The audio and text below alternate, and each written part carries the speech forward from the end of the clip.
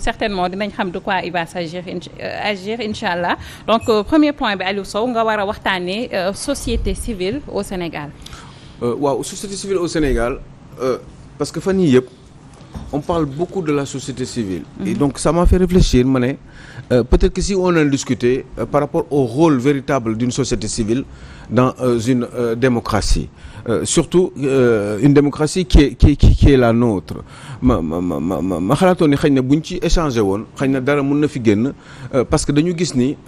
société civile au Sénégal ñii nee nañu ay société civile partisane lañu ñii nañu ay société civile yoo xam ne ñii dëgg la ñuy wax ñii nañu société civile fi ñu war a defee ay manifestations wala intervenir wala defee ay interventions pour influer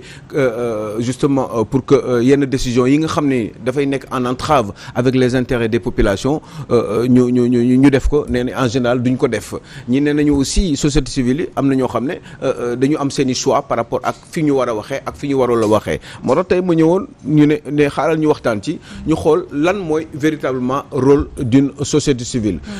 J'ai fait cette proposition mais je n'ai pas forcément un avis déterminant par rapport à ça juste parce que tout simplement on est sûr de rien finalement parce que nit ku nekk mun nga am sa gis-gisu bopp par rapport à ce qu'est véritablement une société civile lan ngeen xalaat ni noonu la société civile war a mel ci réew est-ce que question boobu mooy bu njëkk bi deuxième mooy est-ce que ñun on a véritablement une société civile parce que des fois da ngay gis ni par exemple société civile surtout celles qui sont au Sénégal lu ñuy wax en général mooy surtout ci affaire ay élection kese la ñuy wax wala ay affaire mandat wala ay affaire nguur gi wala ay affaire ay élection surtout ci wàllum parlement bi duñu est-ce que société civile foofu rek la war a yem est-ce que vous ne pensez pas que ni une société civile aussi bu fekkee ni ay talibé dañu nekk ci àll bi nekk ci mbedd mi di taxawaalu ay talibé dañu leen di jàpp di leen maltraiter bu fekkee ni aussi dañu gis réew mi mu am ay injustice par rapport au loyer bi nga xam ni daf fi nekk ñu def manifestation contre la baisse du loyer est-ce que bu fekkee ni par exemple nguur gi nga xam ne dafa nekk en place mi ngi fagagal ay opposants est-ce que société civile war na ci di mën di intervenir est-ce que Sénégal quand société civile warul rek nekk benn association boo xam ne son rôle ça devrait être fépp foo xam ne gis nañ fa injustice fépp et sans exception société civile war na mën a intervenir ci loolu. mais d'abord Aliou Sow kan mooy société civile. c'est qui la société civile. société civile mooy moi je pense que ni ay bon société civile ni ñu koy gisee ni mooy groupe de personnes la yoo xam ne dañu daje sous forme d'association pour défendre les intérêts des populations en général les intérêts des populations mais foofu mooy mbir mi mooy quel intérêt léegi nag nit ñi bu ñu ñëwee dañuy am na ñoo xam ne dañuy am seen spécialité am ñoo xam ne ci wàllum économie rek lañuy défendre économie réew mi wala nguur gi am na ñoo xam ne dañuy spécialisé wu ku nekk ci sa domaine bi nga xam ne moom nga gën a mën a nekkee à l'aise mais moi je pense que une société civile elle doit avoir une façon de défendre les populations de manière à mon avis de manière générale il faut que ñu généraliser façon bi ñuy défendre les populations yi te moo bañ a am exception par rapport ak fi ñu war a waxee ak fi ñu warul a waxee que lépp loo xam ne dafa doon une injustice dans un pays boo xam ne ay populations yi ñoom ñoo koy subir pour man société civile loolu la war a défendre ba pare mu bañ a partisan parce que son rôle n'est pas d'être d'un côté ou de l'autre ou du côté du pouvoir ou du côté de l'opposition li mu war a def rek mooy fu mu gis dëgg wala injustice dëgg mu wax ko fu mu gis injustice mu wax ko expliquer Sénégalais yi influencer ba nga xam ne dégg nga maam ki nga xam ne moo nekk ci nguur gi du ñeme def lu ko neex te ñi nga xam ne ñoo nekk ci opposition bi aussi qu'il soit prévenant par rapport à certaines attitudes yoo xam ne mën a am que les critiques soient justement tournées de partout par rapport ak li nga xam ne ñoom gis nañ ko te mu doon dëgg pour man société civile noonu la war a mel mais est-ce que au Sénégal est-ce que xaw ma laaj la kan mooy société civile parce que après doo comprendre parce que nag da ngay gis ay nit ku jug ne société civile laa bokk parce que peut-être mën na wax wala day wax ci kàddu askan bi wala day wax ci kàddu association bi donc à vrai dire pour nga définir kan kii ci rôle société civile man j'ai un problème j'ai ce problème par rapport aux filles au Sénégal. moi je pense que ni ku jug moi je pense que ku jug sax war nga mën a nekk société civile. ku ku jug rek am nga droit ñëw parce que newuñu la da nga war a am diplôme sàngam pour nekk société civile. wala da nga war a bokk ci kuréel. wala da nga bokk ci kuréel sàngam pour mu nekk société civile war nga mën a jóg organiser benn mi nga ne man de dama jóg par exemple pour défendre les Sénégalais en général. Sénégalais peut-être man mun na am sama spécialité man dama am expérience ci wàllum location et que wax dëgg yàlla lépp loo xam ne dañuy entraver les intérêts des Sénégalais par rapport ak ci affaire u bailleurs yeeg même pour bailleurs yi aussi leen défendre muy bailleurs yi muy locataires yi damay nekk fii pour défendre juste les intérêts de ces populations là que ce soit du côté des bailleurs ou du côté des locataires yow parce que loolu nga xam loolu mooy sa expérience comme monsieur Sène mu créé benn mbir boo xam ne pour loolu kese la mais bu boobaa aussi ci loolu kese lay wax parce que moom moo ko choisir parce que moom moo ne loolu la bëgg a def parce que loolu la gis ni am na ci expérience war na ko mën a def pour défendre les populations surtout ñi nga xam ne dañu nekk ay locataires même ñi nga nekk ay bailleurs loolu mun nañ ko nangu mais aussi mun nga nekk société civile boo xam ne da nga ne mais man association bi ma créé ak samay njooñ c'est juste pour intérêt population bi fu mu mënti nekk rek man foofu moom lay défendre inégalité yi lay défendre ak injustice yi nga xam ne dafa am ci réew bi moom lay défendre fépp fu ma ko gis rek mën naa ko dem défendre parce que bu boobaa damay am ci sama biir groupe bi sama biir association boobu damay am ay spécialistes yoo xam ne dañuy nekk ci biir am ñoo xam ne dañuy nekk spécialistes yoo xam ne ci wàllum institution la ñuy doon am na ñoo xam ne dañuy nekk ay spécialistes ci biir groupe bi mun a nekk leneen ak ñoo xam ne ay ci défense su population par rapport aux dialysés par exemple ki xam ne man loolu dafa ma intéressé ceux qui sont malades aux malades cardiaques ñi nga xam ne dañuy feebar bëgg faju mënuñu faju ñu ne ñoom da ngay défendre loolu mën nga jógee foofu aussi départ ci leneen défendre lu bari daal toutes les causes populaires yi nga xam ne dañ ko war a défendre bu boobaa nga défendre ko parce que ngay généraliser mais en même temps aussi c'est parce que da ngay am ay spécialistes ci sa biir groupe yi di ngeen ci mën a waxtaan balaa ngeen dem wax ci mu doon institution yi demee noonu mais on aurait comme l'impression je sais pas mais on aurait comme l'impression que ni au Sénégal une société civile elle ne parle par exemple un monsieur qui est extrêmement bien reconnu dans le monde au-delà même du Sénégal dama gis ni lu ci bari en général buy défendre il ne parle que en général ci wàllum institution mosuma ko dégg mu ne dañuy war a dem def benn marche par exemple pour je sais pas man xam nga man talibé dafa ma intéressé bu ma gisee talibé à chaque fois ni ñu mel donc dafay ñëw sama bopp toujours pour défendre par exemple talibé yi pour défendre par exemple les dialysés ñi nga xam ne dañu feebar wala Sénégal ñu ne léegi kenn amatul droit feebar te kenn du la faj dañ la war a faj gratuitement boo demee hôpital état bi moo xam lan la war a def ñu xeex loolu def ci ay marche ne léegi ñun képp ku feebar ci réew mi te nga doon doomu Sénégal juddoo fi màggee fi boo amul ay moyens boo feebaree dañ la war a faj ñu dem def ay marche pour loolu man mosuma dégg gars yi def ko par contre bu ay xëccoo pour nguur kenn moo war a jël nguur wala kan moo war a nguur kan moo war a dem wala kan moo war a nekk candidat yooyu ñoom dañ ciy wax pourquoi loolu kese est-ce que vous pensez que ni loolu kese moo war a nekk rôle société civile moi je pense que non moi je pense que quand on est dans une société civile on doit défendre toutes les couches des populations même bu fekkee ne vous avez la liberté de vous spécialiser ci benn domaine parce que loolu kese nga xam vous pouvez élargir justement kii bi tentacule association bi pour que chaque spécialité chaque domaine d'intervention nga am fa ay spécialistes nga xam ne bés bu coow jibee ngeen mën ci wax ba pare surtout faire des manifestations est-ce que mus ngeen gis ci réew mi nit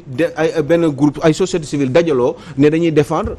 par exemple les intérêts des gens qui sont malades et qui n'ont pas les moyens de se soigner est-ce que loolu mos ngeen ko gis wala les gens mais oui non mais sonn na trop ñu ngi koy def un grand coucou Ansoumana Dione un monsieur extrêmement bon qui se bat pour li mu gëm te wax dëgg yàlla mi ngi ciy commencé di am ndam parce que mi ngi ciy avancé ndax jox nañ ko centre bi gars yi nangu woon ci Kaolack delloo nañ ko te reyante na ko ba Macky Sall joxaat ko même bu fekkee ne il y avait eu quelques réticences ak madame la ministre de la santé xaw ma nu mu tuddati machin non pas Eva actuel ministre bi nga xam ne moom amoon na quelques réticences temps yi bi ko Marie Khemesse Ngom donc mais yàlla def na ni jox nañ ko te mi ngi ci reyante di dem am na possibilité wuti ay subventions pour benn malade mental bañati di traîner ci mbedd yi parce que dafa ñaaw da ngay gis ay femmes yoo xam ne dañuy nekk ci mbedd mi jigéen la ñu war ko suturaal war ko toppatoo war ko sang war ko defar kenn amul possibilité dañ leen di bàyyi ñuy traîner peut-être que moom ak li mu jot a am ni dina mën a organiser avec tout juste l'aide de l'État et peut-être des associations sur le plan internationales qui pourront l'aider parce que moom am na ci xarañte am na ci xam-xam te bëgg na lu muy def loolu dinañu permettre xëy na ñu dem ci deuxième sujet bi parce que nag parce que gars yi xaw ma lan lañ ci xalaat aussi oui mais je pense que mën na nekk ci même sillage bi parce que deuxième sujet bi yaa ngi wax tension sociale échéance présidentielle parce que tey c'est vrai que société civile li ñu koy dégg muy wax mooy mbirum mandat mais est-ce que tey jii tension bu amee ci réew est-ce que ay jafe-jafe bu amee ci réew dinañu mën a tal xëy na pour jàppale ki nga xamante ni dafa nekk ci mbedd mi di soxna ñu war koo suturaal est-ce que du looloo tax xëy na ñu bëgg andi xëy na stabilité ci réew mi ba pare leneen mën a ñëw parce que nag fii ak tension mi ngi fii ak ay jafe-jafe mi ngi fi ñu naan diw war naa mën a jóg rey kii wala ay manifestation yoo xamante ne xëy na sénégalais yi seen xel du dal est-ce que du loolu lañ bëgg a lijjanti xam ne lii mooy priorité ñu war cee mën a wax ba andi paix sociale ba pare soog a mën a jànd ci leneen. moi je pense que ni bu dee loolu la ñu bëgg a lijjanti c'est très bien parce que quand même dëkk bu amee problème ak surtout ay tension yoo xam ne mun na gàllankoor parce que dañu ne dëkk aussi bu amee ay coow wala bu am ay jàppante wala ay reyante wala yu ay mbir yuy tàkk de toute façon il faut ñu fay ko après nii dee ñu dem suul leen après ñu dem obligé toogaat pour waxtaan ci benn table pour échanger réfléchir sur des solutions donc autant anticiper et c'est très bien ñoom lu ñuy def mais loolu man d'accord naa ci sax et c'est une moi je crois que c'est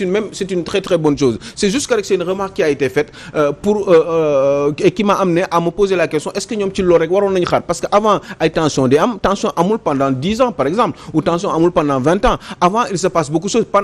avant tension di am yi nii yi nga xam ne moom la ñu visible te ça craint pour le pays am na yeneen yoo xam ne amu na fi chaque jour nga gis ay nit ci mbedd mi yoo am ay difficultés wala boo demee ci hôpitaux yi nga gis leen ñoo xam ne dañ leen tëral ci suuf parce que kenn mënu leen faj ndax amuñu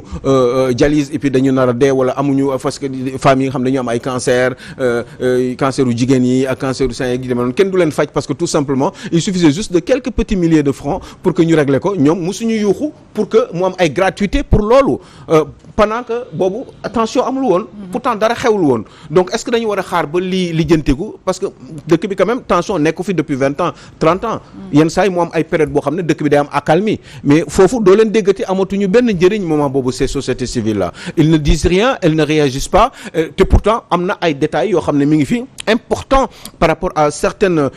choses yoo xam ne mi ngi dal population ñu waroon ci intervenir te moment boobu intervenir ci loolu moo tax ma ne ñoom dañuy xaar ba marmite bi bax ba yéeg ba ci kaw ba tension bi grave ba ñëpp di ci wax ñoom ñu bëgg a intervenir en ce moment là ça ne sert plus à rien société civile même dans une période d'accalmie société civile war na mën di intervenir di gis loo xam ne sénégalais yi teguñu ci seen bët wala bàyyiwuñu ci xel non seulement ñu ñëw wax ko mais ñu def ci benn écho boo xam ne ak ay manifestations ba ñëpp teg ci seen bët comme par exemple man pour man mënuma imaginer nit nekk ci réew juste parce que amul xaalis et ce n'est pas de sa faute mu feebar ñu ne kenn du ko faj man loolu je n'arrive pas à le comprendre parce que bu fekkee ne am nga xaalis da nga war a dañ la am nga xaalis amul problème mais bu dee amoo xaalis dañ la war a faj par force parce que nit bu juddoo dafa am le minimum man pour man incompréhensible boo xam ne daf ko war a am ci àddunaam muy lekk ba suur mooy naan ba mandi mooy bu feebaree mu faju et puis subir une éducation de par ses parents et de par la société en général donc loolu bu fekkee ni man amul ci réew boo xam ne dafa am accalmie te ay société civile nekk fi nguur nekk fi di jël ay priorité di ko def ci yeneen i bagages ci seen i confort personnel ci seen i séminaire ci seen i voyage man j'attends d'une société civile qui vienne ndax wax leen ni yéen nguur gi li ngeen di def du dëgg du yoon yéen nguur gi xaalis yi ngeen di jël di ko def ay séminaires yoo xam ne amul benn njëriñ wala seen voyage d'affaires yi ngeen di def wàññi leen seen train de vie de l'État par exemple pour jël weccit boobu ngeen dugal ko ci ay nit sangam parce que taux de cancer du sein ak de l'utérus des femmes bari na fi ba nga xam ne léegi je veux que man société civile ànd ak population bi pour ngeen jàppale ñu wàññi seen train de vie de l'État boobu seen oto yi ngeen di jënd muy coûter cher ngeen di si am ñaar ñett muy pratiquement 3 fois 8 24 à 80 millions 200 presque 300 millions ngeen koy am ay oto juste avec des 4 milliers de litres d'essence par mois yooyu dama bëgg man société civile yéen ngeen arrêté ko te dama siy def sax une grande manifestation autour de la place de l'obélisque pour que sénégalais yëpp ñëw wuy suñu pour que yéen ñi ngeen wàññi seen train de vie de l'État est-ce que mos ngeen gis une société civile bu def une manifestation pour revendiquer cela par exemple ñi nga xam ne dañuy taxawaa xale yi nga xam ne dañuy taxawaalu ci mbedd yi ñii di jóge ay bitim réew di nekk ci mbedd yi di taxawaalu des petits de 8 ans nga xam ne ay 1m20 la ñuy def mais boo xoolee seen tànk yi tànku ku am tànku xale bu góor bu am 40 ans la parce que dañu yàgg di def tànku neen ba seen tànk yi rëy ba ay des petits comme ça ñu leen di yàqal seen màggaay di leen xam nga waroon leen dugal ci ay béréb toppatoo leen parce que xale man pour man man xale ak ku feebar dañ ko war a toppatoo par force ba mu am benn âge de maturité alors que yooyu doo dégg ay société civile di ci wax wala di ci waxtaane di ko ñëw di ko défendre ci ay plateau di ko yuuxu fu nekk di ko bind ci journaux yi di influer pour que les Sénégalais puissent se rendre compte véritablement de ça ba pare ñu dajaloo dem di ci def ay manifestations pour nekk contre-pouvoir par rapport à l'État du Sénégal pour que ñoom ñu jël priorité boobu def ko priorité au lieu de jël yeneen priorité yoo xam ne mooy justement seen confort personnel parce que moi il y a des choses quand même qui me choquent dans le pays je ne peux pas imaginer qu'on puisse être dans un pays pauvre dëkk boo xam ne dañu pauvre amuñu dara xam nga dañu nekk di construire suñu pays depuis 60 ans 40 ans 60 ans personne n'a rien fait en tout cas pas grand chose pour tolloo au même niveau que certains pays yi nga xam ne même niveau bi il y a 60 ans la ñu toll woon en termes de développement ñooñu ñëw roppi leen ba ñoom sax ñuy jël seen i bagages di ko indi fii di ko jaayantu parce que ñoom mënuñu créer dara amuñu benn usine donc yooyu yëpp faisant ça fait que ni man mënuma imaginer loolu am fii une société civile du ko défendre du ko wax parce que man pour man une société civile mooy doon ñoo xam ne dañu war a neutre à tous les niveaux te fépp fu ñu gis dëgg rek ñu wax ko lépp lu ñu gis dafa nekk dans le sens des intérêts des populations ñu défendre ko lépp lu ñu gis ni état bi mi ngi koy def te lu baaxul te du lu ci bon par exemple regardez le cas de Ascosen moi je peux pas imaginer c'est une association qui pourrait mën nañ ko sóoraale ci association boo xam ne dafa am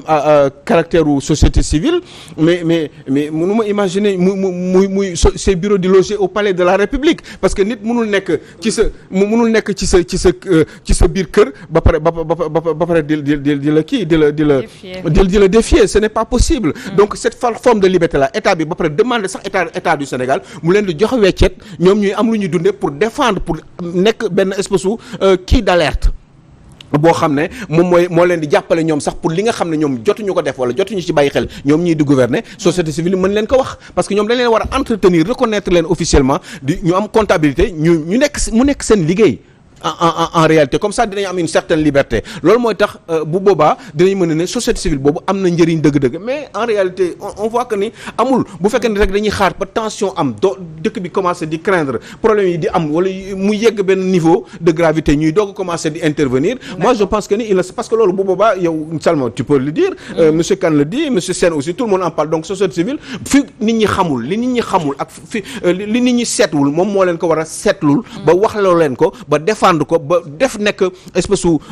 point d'achoppement par rapport à l'État du Sénégal pour que ñoom li nga xam ne dañ koy nëbb moom mu génnee ko ba pare forcer leen pour ñu liggéey ko par force ba pare teg yeneen priorité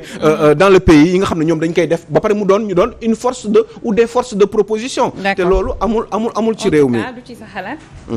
monsieur Kane je pense que Aliou a fait le plaidoyer dans la société civile man société civile laa bokk parce que dama yor syndicat yor centrale syndicale ñun ñëpp comme ni mu ko waxee société civile lañ bokk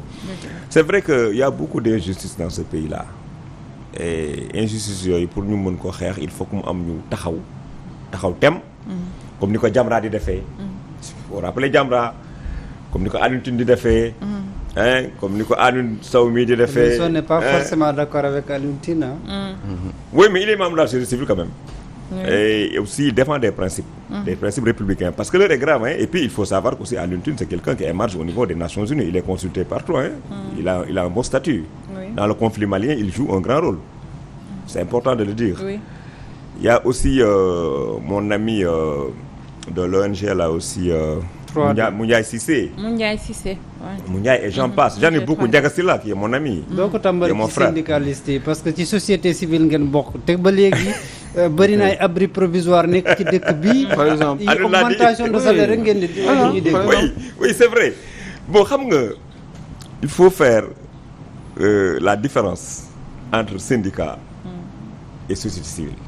c'est différent bokkoo leen société civile non si bokk nañ ci de facto bokk nañ ci mais dem ne xam nga approche yi bokkul méthode yi bokkul combat yi bokkul comprends nga parce que ñun bu ñu amee lu ñu metti en tant que syndicat légalement constitué dañuy ñëw def ce qu'on appelle le plaidoyer devant le gouvernement bind daal ne lii la ñu soxla ci école bi lii moo fi manqué ñu woo ñu négociation gouvernement toog ni syndicat toog ni ñu daal di bind daal di discuter daal di parapher benn protocole d'accord loolu wàllu administration la mais société civile moom du doxee noonu. non xam nga la mooy négocier xam nga luy différence entre xam nga syndicat ak société civile am na xam nga lan mooy différence oui c'est ça li mooy li wax mooy différence bi ñun syndicat bu ñu amee problème dañ koy bind xayma ko jox ko gouvernement bi. oui moom la ñuy wax préavis de grève. daan ne ko dans un mois. selon la loi et le code du travail et la loi 77-17. dans un mois si tu ne convoques pas à des négociations. nous allons sortir dañuy grève tëj école yi. loolu mooy suñu prérogative. en tant que syndicat mais société civile amul prérogative boobu du grève. mais mun na alerter quand même. non munul grève mais mun na def ci. waaw wala manifester. c'est ça comme ni ko waxee. xëy na nga wax ñu rôle société civile ak naka nga jàngatee tey taxawaayu société civile au Sénégal. d'accord man de sax dama xalaat ni opposition société civile ak les droits de l'homme yi. man est-ce que amul interférence sax entre seeni ay affaires parce que finalement doo comprendre ku ne lan lay défendre ndax man daal leerul trop sama bët c'est sama xel parce que opposition presque rôle yi muy défendre presque moom la droit de l'homme di défendre société civile moom lay défendre mais finalement da ngay wax kii droit de l'homme ak kii opposition man daal xaw na ub sama bopp ba nga xam ni mënuma si sore ndax dëgg-dëgg parce que bu ngeen doon mën défendre même cause bi rek mën na nekk benn entité en quelque sorte wala boog ku nekk daal li ma ko wax rek Sénégal dañuy bëgg ku nekk beru pour def affaire am ndax syndicat yi ñuy défendre mais presque moom la société civile yi di défendre seulement foofu rek seen intérêt moo jiitu intérêt askan wi mais bu dul loolu te it askan wi sax dañuy dem ba ànd ak ñoom ndax man wax dëgg yàlla dama bëgg état boo signé ak sa ay nit li nga signé nga respecté ko jàmm am ndax dafa am dama ko doon wax naa ko déjà seen plateau bi fii dafa amoon ñaari kii yoo xam ne man dama ne woon dañu tenir la population en otage muy enseignants yi ak waa santé yi toujours ñu ngi grève da ngay feebar dem ñu ni tey dañu grève man mi dal na ma jox ma rendez-vous ma dem hôpital ñu ni 3 jours de grève alors j'ai dit mais finalement dëkk bi lan la état bi la mun waxoon def ko état moom itam ku lu njiin njaag mooy njaag bala ngay signé dara da nga xool ndax yow sa budget attan na ko te boo signé nga respecté ko nit ñi continuer mënuñu perpétuellement rek nekk si ay grève ak ay xuloo ki ay xeex rek ñi nga xam ne aussi dañuy ay opposition lañu dañuy ñaan ay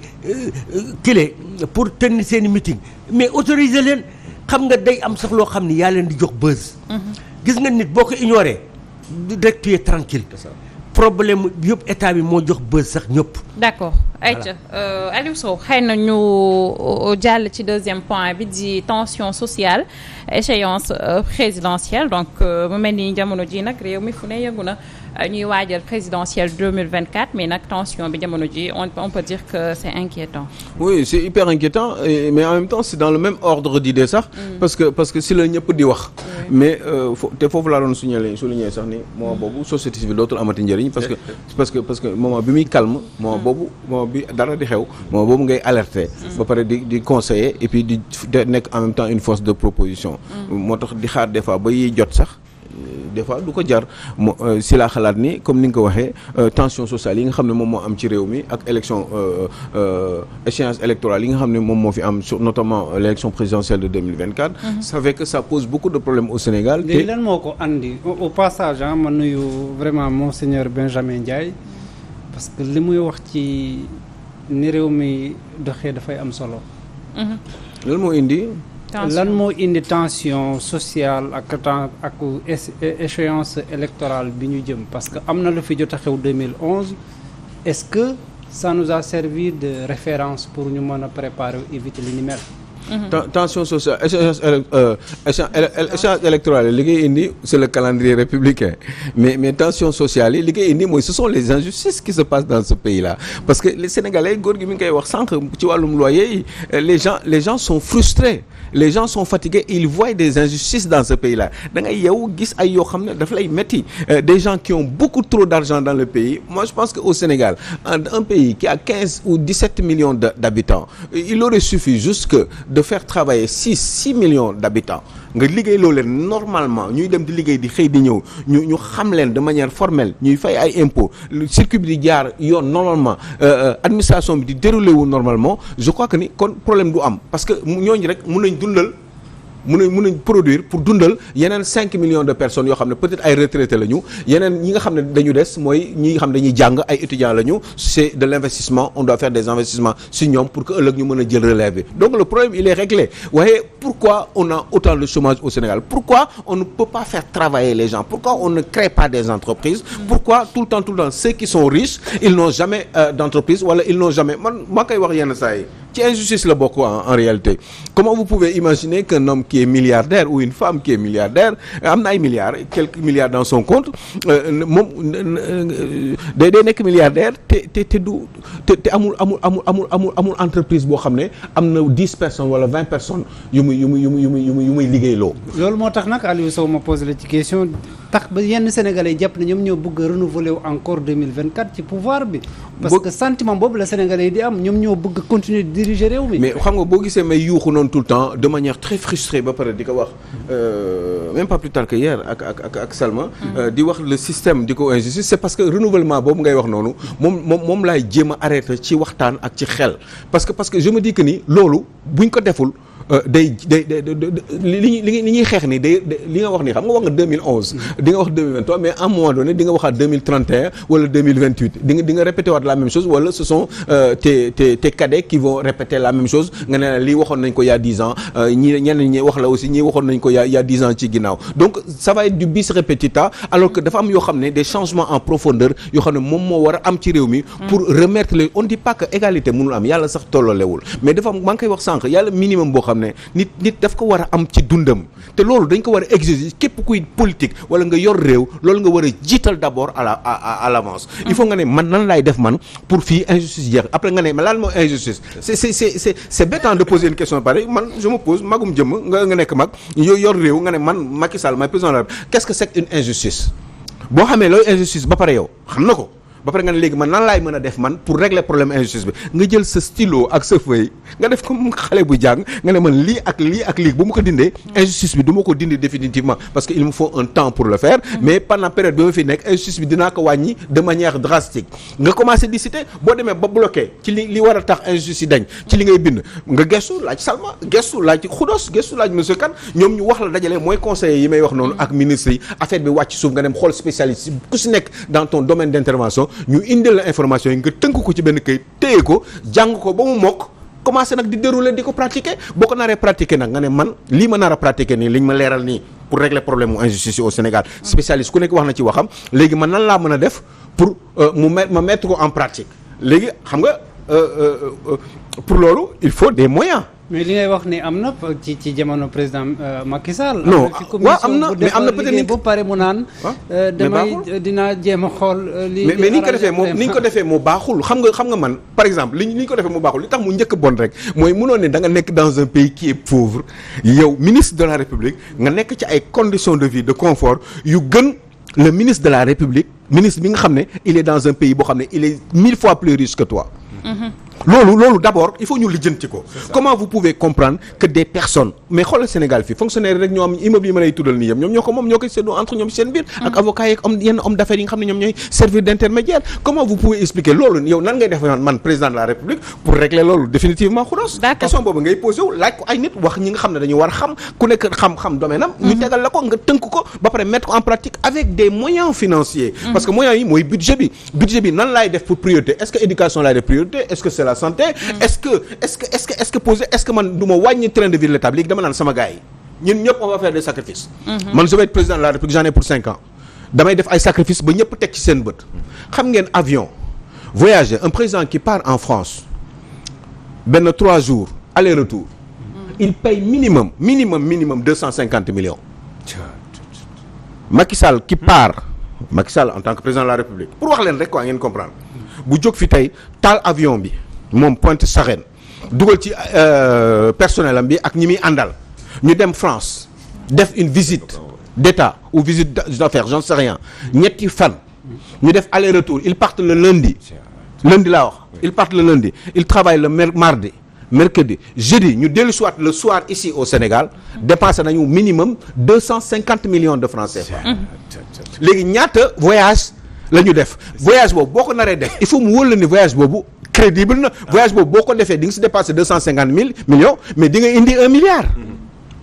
il faut muy leer il faut muy utile mais yooyu dañ ci war a waxtaan yooyu dafa war di leer ñu ciy waxtaan am nit yu lay tegal ay bagages sinon da nga naan non jaruma ko parce que sama dëkk mayuma ak samay pouvoir mayuma ak awma doole boo xam ne war na ma permettre may dépenser autant d'argent j'ai des priorités parce que j'ai des abris provisoires j'ai des gens qui sont malades dans mon pays demain après-demain il y aura beaucoup de dialysés qui vont mourir man je me dois président de la République de les aider donc les 250 millions que je vais dépenser pour aller faire un voyage et qui ne va pas forcément me être rentable sur le court terme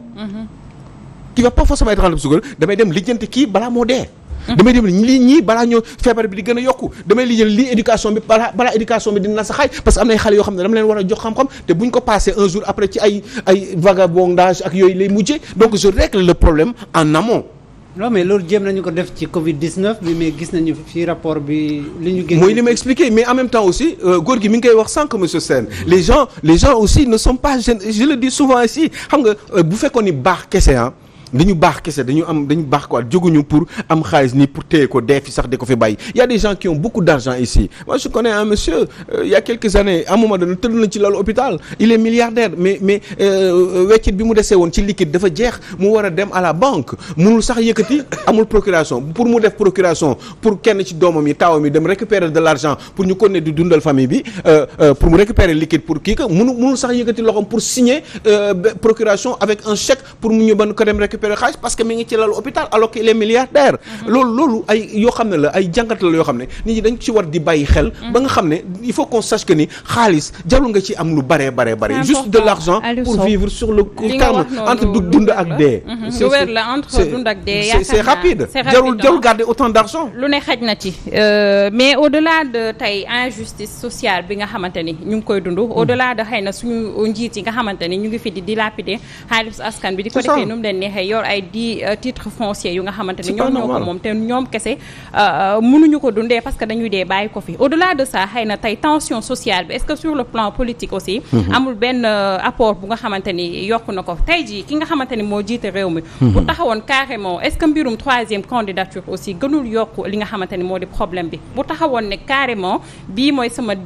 dernier mandat dëggal ko comme nam ko waxee woon bind ko autant xam ko mu leer naa ñu opposition bi xam ne kii ci dernier mandat am la nekk désigné ki nga xamante ni tey jii moo nar a nekk candidat bu Benno Bokk Yaakaar wala APR je sais pas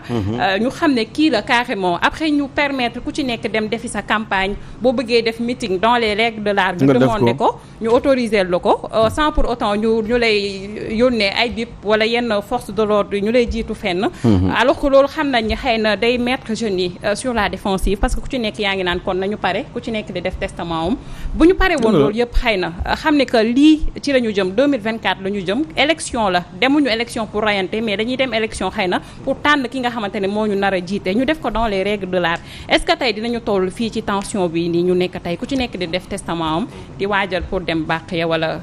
fa nga xamante ni fa lañ la war a denc.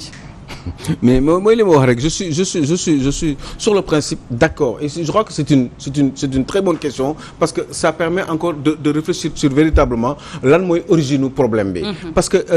xam nga aussi dafa am ci réew une loi elle peut être très mauvaise mais elle doit juste servir d'expérience pour l'améliorer mais une loi elle doit être appliquée te ku wax loi dañu ne la loi elle est impersonnelle kon kenn warul du pour benn nit kese moo tax ñu def ko même bu fekkee ni on peut le faire avec des arrière-pensées ñun suñu réew yi dafa matul te suñu homme politique yi ils ont toujours triché entre nous vous pouvez pas imaginer un Abdoulaye Wade depuis 26 ans qui a été dans l'opposition pendant 26 ans et qui lui mu ñëw ci nguur gi ñu préparé wu mu am benn mandat ñu préparé wu pour mu amal deuxième mandat ñëpp d'accord ci loolu finalement au dernier moment mu ne maa waxoon waxeet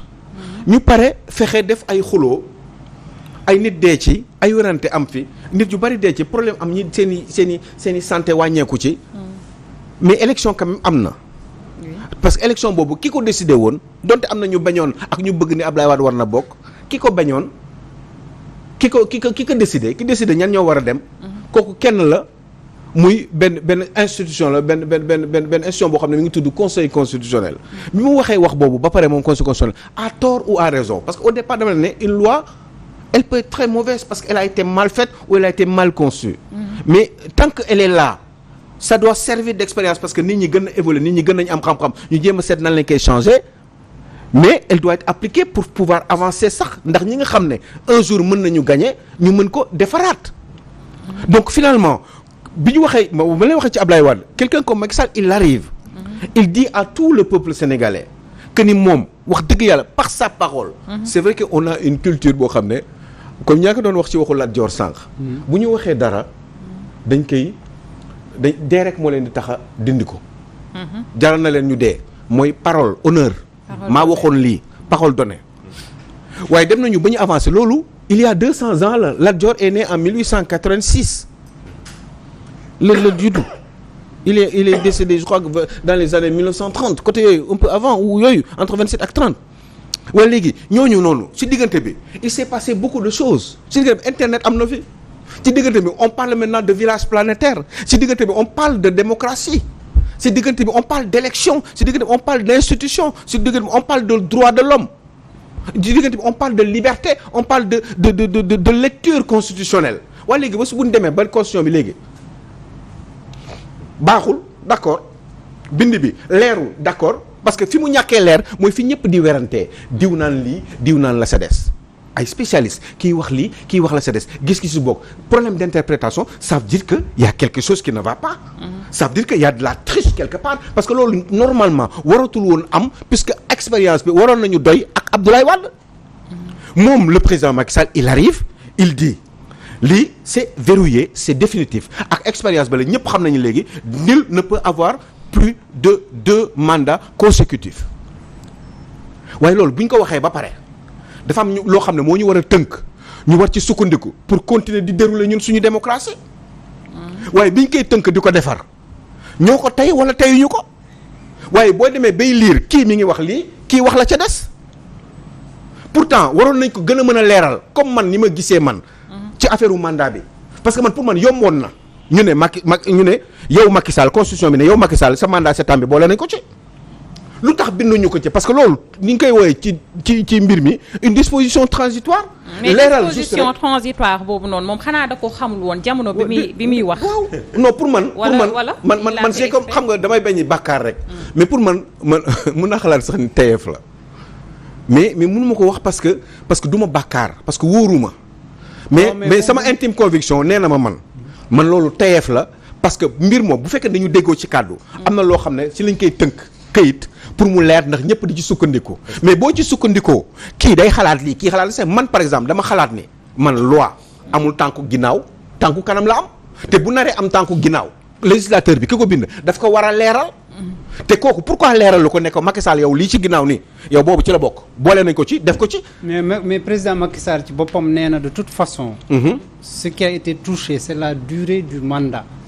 mais nombre de mandat bi kenn laalu ko. parce que mais xam nga li Macky Sall wax xam nga li Macky Sall wax li Macky Sall wax ak li Abdou Khoudoss wax ak keneen li mu wax loolu normalement warul woon am importance. waroon nañu defar mbir mi ba nga xam ne boo ko lire rek da nga jël rek ne gongo. non mais ki ko bind nee nañu am principe. léegi non d'accord non dama lay wax rek. donte bind nañ ko donte bind nañ ko li gënoon rafet pour defar ko mooy waa ji mu ne lii kat ñun dañoo juum. ndax waroon nañ ko mën a leeral ba lépp leer. léegi kenn dootu fi waxat sa waxu cinquième mandat man maa waxoon ni vérifié naa ko. man bokkuma. ayca waxtu bi xoj nañu boo ko waxee mu leer waaye bu dee mënuloo ko leen rek nga am comme solution.